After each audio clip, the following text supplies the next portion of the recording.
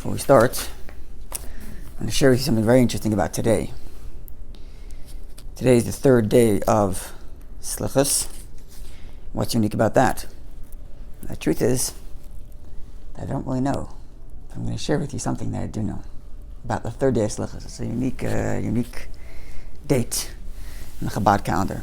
So this comes from the Previous Chabad diary on the 3rd of Selichot Tafshin Hay. Tafshin Hay is 1945. So the Previous Chabad was already in America, and this is his diary. And his diary is mostly a... So yesterday we talked about the Rebbe's diary, right? Yeah, that's the Rebbe's diary. The Rebbe's diary and the Previous Chabad diary are very different. Just in their style at least. The Previous Chabad diary... Well, first of all, the Previous Chabad... you find some of it in the Rebbe's diary also, but the Previous Chabad was... the Previous Chabad's father told him that he should spend time sitting with his grandmother, meaning his father's mother. So his father is telling him, please spend time with my mother, listening to stories of generations of the previous Chabad Rebbes and Chassidim, and his father instructed him to write them down. So the Previous Chabad's diary is very prolific and very almost poetic. The Previous Chabad's writing is very extensive, very heartfelt, and although most of these stories were kept spoken only from Rebbe to a child to another generation, the Previous Rebbe made it his job to publish these things, and slowly the Previous Rebbe published more and more of his own diary, and that's how a lot of the Chabad history came to full picture to be written today, is by these diaries. And a lot of the times, even actually, the Rebbe, one of the Rebbe's first jobs, if you want to come into America, was to run the publishing house, Chabad's publishing house, known as Kahos. Kuf Hey Sof, which stands for Karnei HaTorah. It's also the year Kahos Tav Kuf Hey, the year the Alter Rebbe was born. Chayil was the year Tav Kuf Hey, which is Tav Kuf Hey is 1745. Yes, 1745. I think I got that right. So when the Rebbe would publish, and when the Rebbe came to America, the Rebbe also went on like a publishing spree. Books that had been very scant or not published at all in Chabad, the Rebbe published and finding manuscripts of Previous Rebbe and published. The amount of Chassidus had been published. Like it used to be the Rebbe had said a mimer, had said a discourse. It was written down by those who were there or by the Rebbe himself. It was copied by a few people. It was passed around, and that was the next. The next mimer came out. Right? But someone who had the handwriting because he was in town when someone made a copy and he bought it, he had it. Otherwise, but the Rebbe made it. Especially coming to America, where publishing became cheaper and books became more available. The Rebbe made a big deal out of publishing, just publishing. So oftentimes, the Rebbe would ask the Previous Rebbe to please share background on the book they're about to publish. And as an intro to the book, they would include the Previous Rebbe's diary from that time, from that era. And it was always related to the mimer, but oftentimes it was just generally what was going on at the time. I heard this and this story from this and this person on this date. And that's where a lot of the history of Chabad comes out in this book, another work called Lukot Deburim, which Previous Rebbe published when he escaped from Russia, was living in Warsaw, and other such works where the Previous Rebbe published history. So this is one such diary which Rebbe published, where the Previous Rebbe published in connection to a specific discourse. Anyway, so it's a diary from the third day of Selichot, 1945, Tafshin Hay. So, there's a lot here, somewhat connected to Yom Yom and also connected to the Gemara we're about to learn, which is why I'm sharing it with you. Anyway, just briefly, so he says like this: the third day, on Tuesday, in the year Tafresh Nun Hay, that is 1895. Tafresh Nun Hay is 1895, correct? At 2 p.m, so on Tuesday, my father, the Rebbe Rashab, and my mother, and my teacher, Shmuel Batzalel, and I went out to like the countryside, Nois Deshe, to the countryside, in Alifka, I don't know, near Krasanya. I'm not sure where this is. So this is 2 p.m. They went out to the country. The Rebbe used to do this, go out to the country to clear their minds, and a lot of times they would write sometimes it was related, they would go out and sometimes related to their health. They would go out to the countryside and write more of their Torah and write letters. So this is the previous Rebbe, his parents, and his teacher, Rabbi Shmuel Batzalo. And the 10th hour in the morning, I guess the next day, or maybe early that morning. Yeah, it seems like earlier that morning. So they left at 2 in the afternoon. 10 in the morning, my father called me and told me that we have to go to the dacha, or to the country, and because Hashem said the GIVER kanonu, the steps of man are led by God, and we have to go out there. Every step a Jew takes is not just that he's taking there is not just that according to divine supervision he's been taken there, but a layer deeper that he's actually sent there for a purpose, or along with that comes that he's sent there for a specific kavanah pnimis, an internal purpose that God has. That in that place he has to speak a certain concept. He has to go to that place and talk a certain concept in Torah. And in certain places to talk certain topics. And through speaking about that topic, sometimes you just fix the place, meaning you corrected the place, and sometimes you actually fulfill the divine intention and the divine mission to elevate that place, not just to fix it, but actually to elevate it. So we're now going to go to a few places that there's still some work to be done. This is their vacation, okay? And the previous Rebbe's father continued. The Rebbe Rashab continues to his son. The previous Rebbe is writing this diary. Our work is to rectify and fix the physical space to become a vehicle for godliness. So like this, we went for about an hour and a half. I guess they were walking around, and my father explained to me 3 different manners, or 3 different things about elevating this world and refining this world through saying stories about previous tzaddikim, about previous righteous ones, about them walking from place to place and talking Torah and other stories of tzaddikim. And then my father commanded me with respect to certain things, and he warned me very strongly that not only should nobody know about this mission that I'm giving you, but no one should even recognize you. Doesn't say what those missions were, but he gave missions and no one should know. Okay. Then their diary continues. On Shabbos Parsh, so this is the 3rd day, this is Tuesday of Parshas Yitzam Vayelech, the 21st of Elul. So it's, yeah. That's the third, you said Tuesday, Parshas Yitzam Vayelech, 21st of Elul, Tafresh Nun 19, what do you say it was? 1895. I think I got that right. I could be mixing up the dates. Am I getting it right? I am, right? Okay. So then the diary continues. Shabbos Kodesh, Parshas Kiseitze.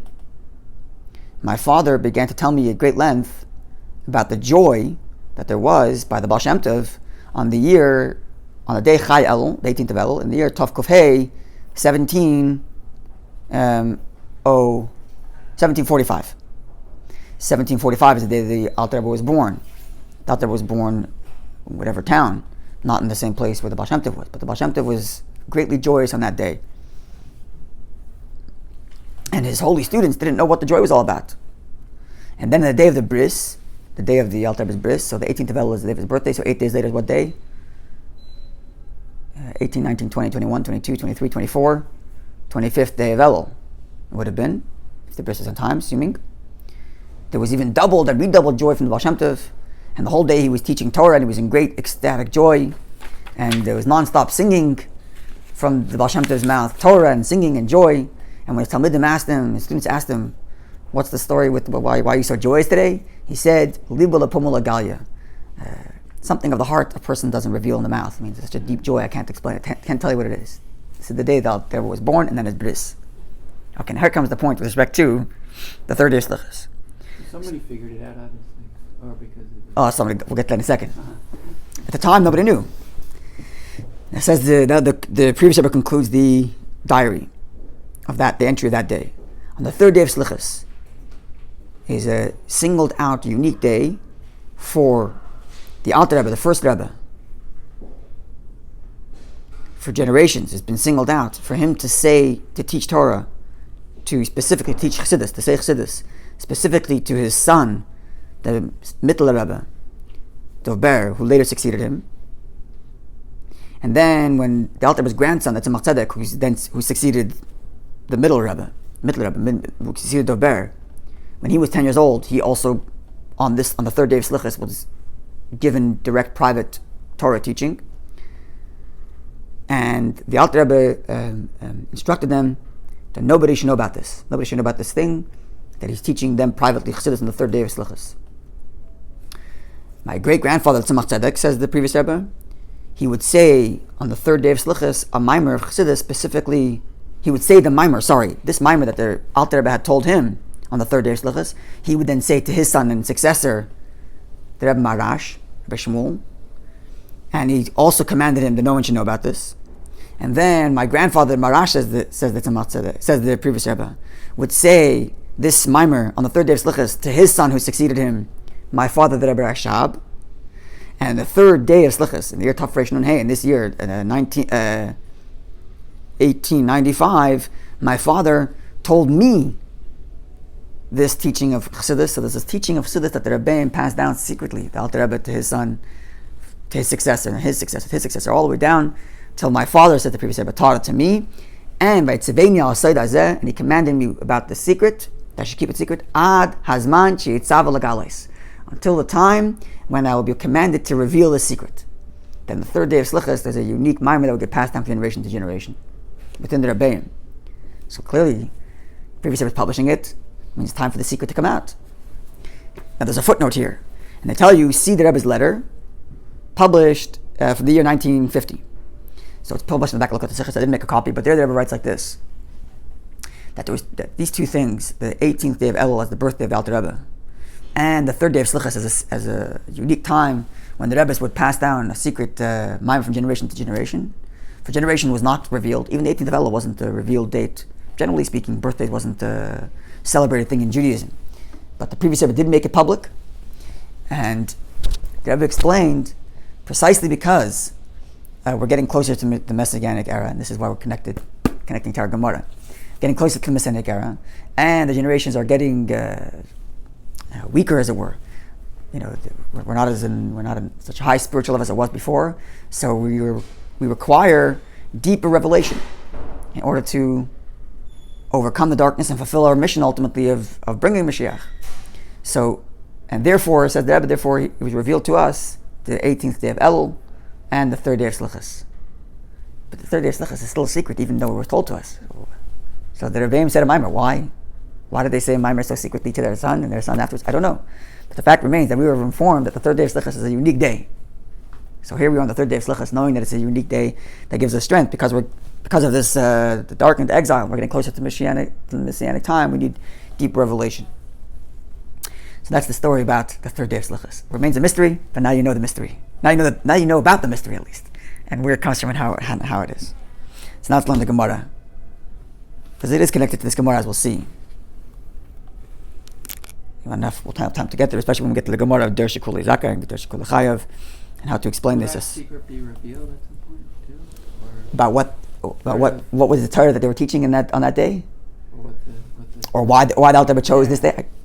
Maybe one day we'll find out. I have no idea. As of now, I don't know.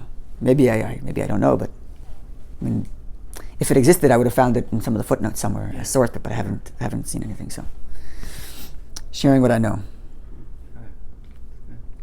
It's interesting. Okay, so we are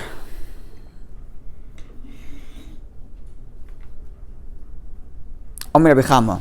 The line begins with the word Atzmiach. It's a bit higher than the middle of the page. The line begins with the word Atzmiach, where it's at the Ches Amad Aleph 98a. The line begins with the word Atzmiach. Keren Lebeis Yisrael, and then Omer Rabbi Chama. You have it? Yeah. I'll show you. Omer Rabbi Chama, right there. Okay, so we're continuing on our discussion about what the generation of the Messianic era looks like. Omer Rabbi Chama bar Chanina. Rabbi Chama son of Chanina says, Ein ben David ba, the scion of David will only arrive at Tichla Malchus Halazam Yisrael, when this kingdom will be eradicated from the earth. And this kingdom is referring to Rome. It doesn't mean the literal actual kingdom of Rome. That's gone for a long time. But we are still what's referred to as Golus Raimi, the exile of Rome. We might suggest, and I think this is the, I shouldn't say. Sorry? That's the way I understood the next Gemara about Shoftim. Oh, good morning. Baruch haba. How are you? And then also Baruch Yotzek, because you're going tomorrow. When do you go tomorrow already? Yeah. Yeah, that's true. Rashi writes that there won't be any kingdom at all for Israel. But that also,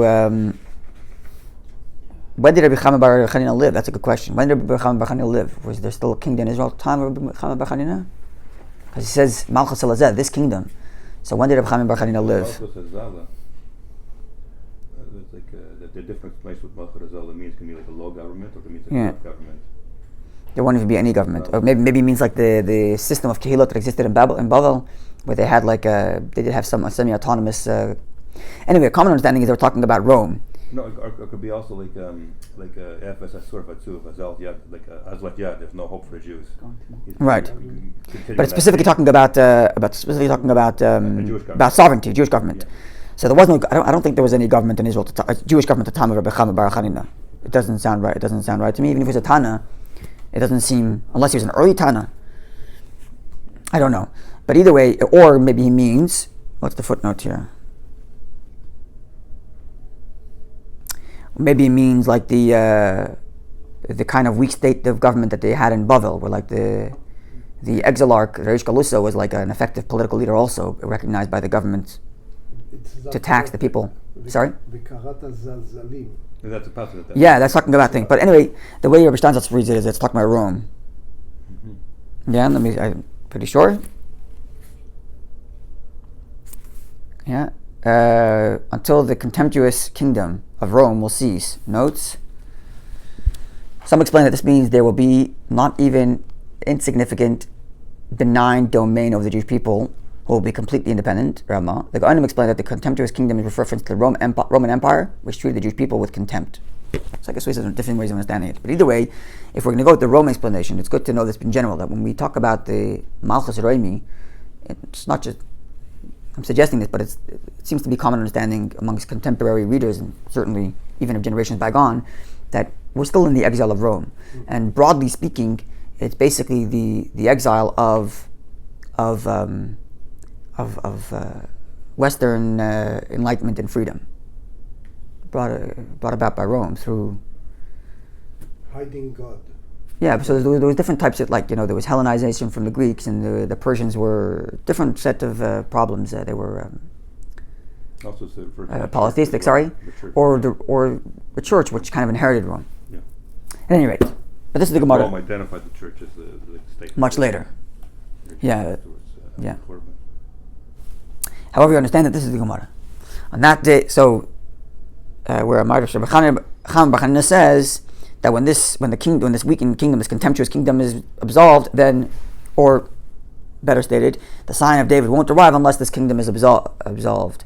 Either this weak Jewish state of kingdom or the Rome, whatever it means. It could be both, yeah. Return, if not, then down in the pit. Anyway, so here's the pasuk. Remember, the pasuk says, "V'karav ha-zalzalim b'mizmerdes." God will cut the zalzalim with zalzalim, meaning the contemptuous ones. The mizmerdes with mizmerdes are like gardening utensils, tools that you use to like rip out weeds and things like that. Pruning. Yeah. The Ksib Basrei, and the verse states in connection with that, right? This is it's a few verses later in Isaiah, which is basically at the time, Yuval Shaila Hashem Tzvakos Am Memashich Mamordet. On that day will be brought into the Lord of hosts, the nation that is both scattered and clean shaven. Means the point is the Jews are in a state of both physical dispersion as well as in a lowly state, symbolized by this clean-shaven state. Okay, that's the statement. Omar Ziri says, Omar Chanina Ziri said in the name of Chanina, Ein Beit David Ba, Mashiach, the sign of David will only arrive at Sheyechalu Gasei Ruach Misrael, when all the arrogant people amongst the Israel will be consumed. Yeah. So we could read it that we're talking about people, or that Gasei Ruach, arrogance, is removed from the people. Meaning, not just that all the people that are arrogant are gone, but that there's no more arrogance amongst people. It means the people themselves, who once upon a time might have been arrogant, are today not arrogant. Shneimar, as the verse reads, Ka'az asim yakirbech alize gavesecha. That's to pronounce it. Gavesecha gavesecha. Gaveseich. Then I will remove from within you the hot-headed, arrogant ones. Yeah? Proudly exulting ones? Exalting, yeah, they pray. Yeah, no, but there's a U here, not an A. Okay, the Ksiv in the verse reads, which is the very next verse, and I will leave behind a nation that is poor and desolate, and they will trust in the Lord Hashem. So clearly it does not mean literally poor and desolate. Hopefully it doesn't mean that, but rather means in the sense of poor, as in the sense of humble, and thus trusting in Hashem. Right, in Tehillim you have different prayers introduced, like Tefillah Moshe, and then there's Tefillah David, and there's Tefillah La'ani. There's the prayer of the poor man. So there's a pasuk which is Tefillah La'ani L'fnei Hashem Yisbech Sichoi. There's the introduction to one of the Psalms. I don't remember which number. That it's a prayer to the poor man before God. He pours out his heart. So that's the literal meaning. It's introduction to the prayer. The prayer to the poor man who pours out his heart before God, and then goes on to say what he's saying. But there is this reading, Hasidic reading, which is Tefillah La'ani. There's a prayer to the poor man. What's his prayer? If only I could just pour my heart out to God. That's the poor man's prayer. Not that it's a description of how he's praying, but that's his prayer. His prayer is, he's praying. Tefillah La'ani, the prayer to the poor man is, I want to be able to pour my heart out to God. It's kind of like what we say in L'David Hashem Ori, Psalm 27 that we say now in Elul, is Shifti B'Vesh Hashem, Lachas B'nei Hashem, Koy Mechai. All I want is to be able to dwell in the house of Hashem. That's what I want, just to be with Hashem. So the poor man's prayer, right, the sophisticated person's prayer, the one who's Alize Gavei Seich, the one who's arrogant, the one not just arrogant in the material sense, but arrogant even in the spiritual sense. He thinks he's earned his place in the presence of Hashem. So what's his prayer? Well, he figured it out. He has a whole sophisticated prayer, what he thinks he needs, what he thinks he doesn't need, what he's right and what he's wrong. And what's the poor man's prayer? Who's chassid b'Hashem, who doesn't say, I earned, I deserve, but rather he throws his trust in Hashem. What's his prayer? All I want is just to be in your presence, and to just the privilege to be able to talk to you is enough for the poor man's prayer, for the one who doesn't think he earned everything, but rather I'm ani v'dov v'chassid b'Hashem, the poor man who is pouring out his heart to Hashem, and that he trusts Hashem. You have to turn the aleph to an ayin, from ani to ani. To ani, yeah, exactly. There's the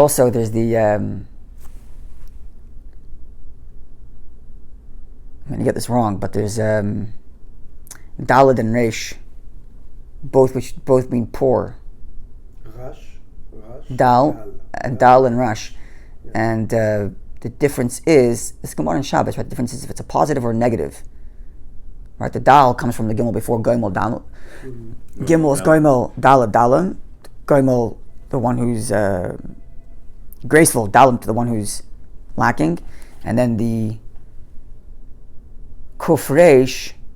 Can't remember, but there's a whole Hasidic mime. The bottom line is that the Daled, also the shape of the Daled and the Resh are very similar, right? The Resh and the Daled both have a bar on the top and a bar on the right. The difference is the Daled has a small peak that pops out in the top right corner, and the Resh doesn't, symbolizing that the Daled, the poor man who's Daled there, has Yud at the top right. Yud is Bittul. His poor doesn't come because he doesn't have anything, but because of his humility. And that's why he's Dal, as opposed to the one who's Rash, because he's lacking everything spiritually, just lacking spiritually, period. So I could be getting this wrong, but this is from memory. More negative. Yeah. It's Gemara in Shabbos, right, where it compares the different letters in the positive and the negative. It's connected to the Zohar, the introduction to the Zohar, which goes through all the letters at the beginning. Gosh, they go through all the letters and why the world was created with letter Bays, and there it goes through all the different letters of the Aleph Bays and what they mean. Okay, I'm doing this mamish from memory, so if I get it wrong, don't hold it against me. Okay, let's do a few more lines. Rabbi Simloi Mishim Rabbi Lezer. Rabbi Simloi said the name of Rabbi Lezer, but Rabbi Lezer son of Rabbi Shimon. This is the famous Lezer Elazar, son of Rabbi Shimon Bar Yochai, the one who was in the cave with his father for 13 years. So Rabbi Simlai said, the name of Rabbi Elazar, son of Rabbi Shimon Bar Yochai. Quote, Ein ben David ba, the sign of David will only arrive at Yechelu kol sheftim Yisrael, when there will be no more judges and no more policemen in Israel. This clearly is implying what you mentioned before, that there's no autonomous government in Israel. That's the state. That's the era in which Mashiach arrives. What's the verse that proves that?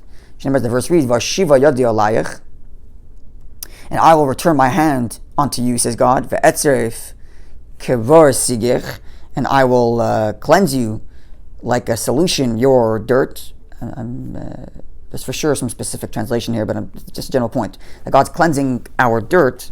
That's sigich kebar, using some sort of soap, some sort of solution. And the verse continues, "Vashiva sheftach," and I will return your judges.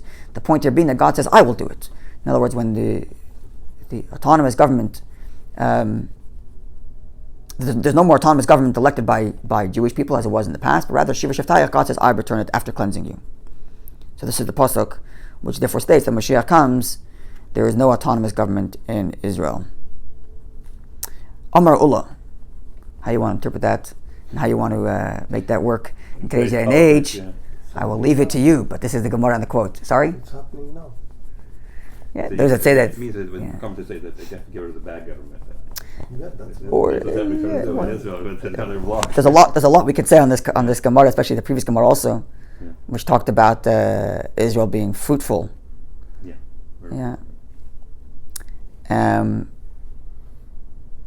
Anyway, I would imagine that when Hashem says, "I'm returning your government," it's talking about a Torah government, Of course. which at the moment No, does not exist. That's the point. At the moment. That's what the more of the fact saying. That you have a government, it's not Torah, it has to be changed. So that's why that's a And, bit. and the good Lashon is not destroying them, but just to purify them. Yeah, cleanse them like Cleanse them. etzreif is also like cleansing, like when you like to purify. yeah, when you but you use that language when you're talking about making metals. Yeah, like gold. That's sorry to make Smelting it. Smelting, exactly. yeah, which is basically to purify, to make it more pure. What is it like? Boiling out the. Oh, you know this stuff. remove the alloys. That's the word, alloys. Alloys. Using some sort of solution. It's the metal. Or That's right. That's correct. Well, Okay. The jeweler, yeah. Yeah. Pure gold, high carat gold. Now the next is a verse which the Chassidus talks about a lot, and what this all means. But just the line itself is a beautiful line. Amar Ulul says, "Ein Yerushalayim niftis," Jerusalem will only be redeemed, but tzedakah through charity. Shenemar, as the verse says, Zion, which is another name of Yerushalayim, b'mishpat tipada, through justice will be redeemed. V'shavel, and its captives, but tzedakah through charity.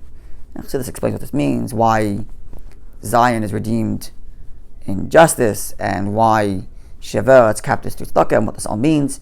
But just to highlight this idea that the part 4 of Tanya, which is called the Geras HaKodesh, collection of letters. It's essentially, a lot of it's not directly related to Tanya, but the children of the Alter Rebbe collected letters that are related to either one of two things. Either they have explanation in Tanya, explaining something that's left open in Tanya, or giving further explanation, or these letters are communal issues, matters of the community. So there's a lot of dominant themes in the collection of letters, but one of them is, for example, prayer. The Alter Rebbe talks about the need for slow davening, that the minyan should daven together, and that kind of thing, and people should daven, really invest themselves in their prayer in terms of contemplating on God's greatness, etc. Another recurring theme, probably the most dominant theme, is tzedakah. And specifically the context there is, without getting into all the history, but the short of it is that the Alter Rebbe's teacher, after the Maggid passed, so the Baal Shem Tov found the Chassidus, succeeded by the Maggid, the Mezritch, or Dov Ber, and when Dov Ber passed, his students were already quasi-leaders, because the Maggid himself sent out his leaders to travel all around Eastern Europe and spread the teachings of Chassidus, which is why the Alter Rebbe ended up, he was called a Litvak, because he ended up closer to Lithuania, towards the what's the ocean? What's the sea? The Baltic Sea? Baltic or the Caspian. No, Caspian's the south. Baltic's the north. Like Lithuania and Baltic Sea. Yeah, with closer to White Russia. Yeah, Lithuania, Latvia, Estonia, another one. Yes, yeah. So that would be that region, and there was a lot of the history is interesting. There's a lot going on. Then who's going to replace the Maggid the Mezrich? What's the future of Chassidus look like? And for at least for some period of time, Rabbi Menachem Mendel of Vitebsk, otherwise also known as Menachem Mendel of Haradok, was the de facto leader of the Hasidic movement at the time. Because of different things that were going on in the Jewish community there, and some of the splits amongst the different communities, Menachem Mendel of Vitebsk felt he needed to leave and go to Eretz Yisrael, and he moved with a whole group of Hasidim to Israel. And he appointed the Alter Rebbe, the founder of Chabad, who is actually the youngest of the Maggid's Talmidim, to the whole story. The Alter Rebbe traveled with him. The Alter Rebbe wanted to go to Israel, and the Maggid Mendel Levita told him, "You have to stay here to lead the Hasidim here." And the Alter Rebbe stayed right in that town for a few months. Didn't even want to leave because he wanted to go to Israel with his Rebbe, but his Rebbe told him to stay, so he stayed, and he was made in charge of what's called Kollel Chabad, which means he was in charge of supporting the Hasidim who had made Aliyah, primarily in Tveria and Sfas, later Hebron and Yerushalayim. And that's the oldest charity that's still functioning in Israel till today, called Kollel Chabad. Till today, this charity exists, where you can donate, and they have soup kitchens and all kinds of things all over Israel. So originally founded to support the Hasidim who went there. Because however poor the Hasidim were in Russia, the ones in Israel were even more poor. So a lot of these letters where the Alter Rebbe is writing to his Hasidim that are published in the back of Igros Kodesh, in the back of Tanya, in part 4 of Tanya, known as Igros Kodesh, a lot of these letters are public letters of appeal. That the Alter Rebbe is appealing to the communities and asking them to please send money to support the Hasidim in Israel. Now these appeals are Torahs in and of themselves, and these are Torahs describing the importance and value of tzedakah, how it's important for your own personal service of Hashem, going through all kinds of details and Kabbalah and verses describing what tzedakah is, and each letter has a different angle as to what's tzedakah. It's your prayer is only valuable if you had tzedakah before, right? The Gemara which says that a person with the Tana who would give tzedakah before he brought the matzli, he would give tzedakah, then he would daven, and then the community, and then especially giving tzedakah in Israel, where Yisrael is aligned with Eretz Shamayla Malchus, which brings down divine revelation to this world from on high into Eretz Yisrael, from Eretz Yisrael to the rest of the world, and therefore giving tzedakah there is what brings it down, especially connected to Rosh Hashanah. There's a whole letter, all kinds of letters along those lines. And there's one point where Alter Rebbe says something very, very amazing, and it's kind of related to this Gemara. Alter Rebbe says like this: that when the previous generations, when the Gemara says Talmud Torah Keneged Kulam, that study of Torah is of primacy, that's in generations when they were literally building the building blocks of Torah learning, Mishnah, Gemara, and then the codifiers and the Rishonim, and going forward. But as we get generations go on, and we're getting closer to the Messianic era, where the structure of Torah is, for the most part, already built, and now the sages who are writing Torah are, nuances and nuance. So what's the primary avodah, what the primary service of our generation is? Tzedakah. Giving charity, especially tzidkas Eretz Yisrael, that there says they're especially giving tzedakah Eretz Yisrael. And it's kind of connected to this Gemara. So coming towards Mashiach's coming, tzedakah becomes more important, it becomes of primacy. Likewise, the famous, I think it's Yerushalmi, that tzedakah makareves segula, charity brings Mashiach, brings the redemption closer. We all said it earlier when the Gemara said that the ends have already all finished, and in adavar tali ela b'tshuva ma'asim tovim, good deeds, not mitzvahs, but ma'asim tovim implying charity and giving and helping to others. So certainly we're in Elul, we're close to Rosh Hashanah. It's definitely a time to increase and add in our giving of tzedakah, especially as we're coming towards coming closer to the Messianic era. I'll just conclude with one line out there that says about tzedakah. In the case of tshuva, actually, related to tshuva, where the Alter Rebbe says, used to be back in the old day, in biblical times, after a person did tshuva, a person brought a carbon, oil of adorin, as he says there, and the idea was the person would show Hashem that after I did tshuva and after I've been forgiven, I want to reinvest in our relationship since it was broken. Even though you forgave me, I want to invest more. In the times of the Talmud, the Gemara and the Mishnah, then they didn't have temple, so they would fast. And the Gemara says that chelbi v'dami, miyut chelbi v'dami, the Gemara says that the diminishing of my fat and my flesh through fasting is a replacement for the carbon, as if to say I'm making an investment in the relationship after I broke it and after I did teshuvah. Nowadays, says the Alter Rebbe, the Rebbe even highlights this even more, but nowadays where fasting would just serve just as a distraction for your service of Hashem. It used to be that a person fasted, he prayed harder. Now we fast, I don't know if we're praying harder necessarily because we're fasting. Maybe in Yom Kippur we feel that way. But most of the times fasting is not necessarily conducive to our prayer. So what's the way that a person can give up of himself, like giving a carbon or fasting, and demonstrate his reinvestment in the relationship? No? Tzedakah. Give your money. Give your money. A person put his whole life into earning his money. In Hebrew, because money is also called damim. Damim, yeah, it's blood, exactly.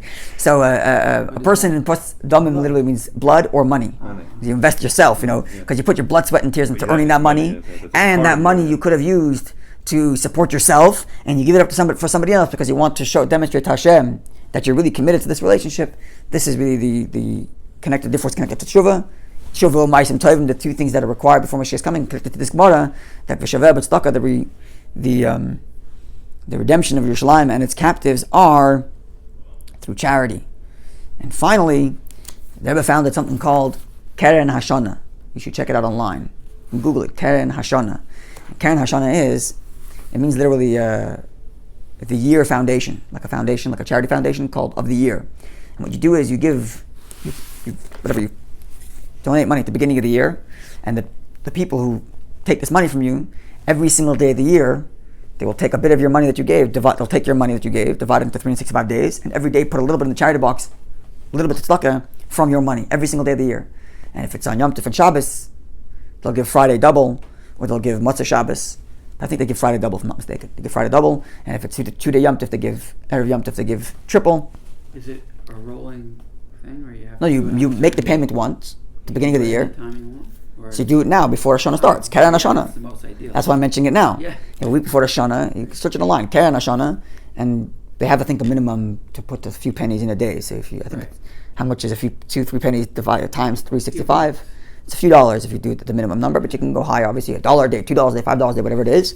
And this way, you are guaranteed that every single day of the year, stock is being given with your money. So it's a very beautiful thing, all connected to what we're talking about here. A wonderful day, everybody.